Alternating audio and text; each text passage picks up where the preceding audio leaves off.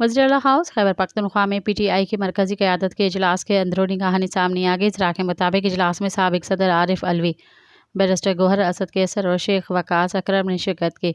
उसके अलावा वज़ीर आला के PK अली अमीन गंडापुर, बैरिस्टर सैफ और दीगर शरीक हुए।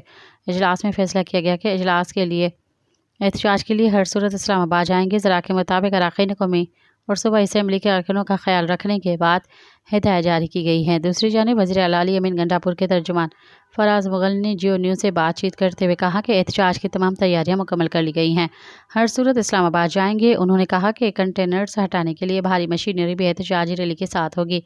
रेस्क्यू 1112 की एम्बुलेंस भी वज़ीर आला स्क्वाड के साथ होगी। मज़ीद ख़बरन ऐं तफ़सीलात लाइ विज़िट कयो असांजी वेबसाइट www.awamiNewsHD.com ऐं ॾिसंदा रहो अवामी न्यूज़ HD।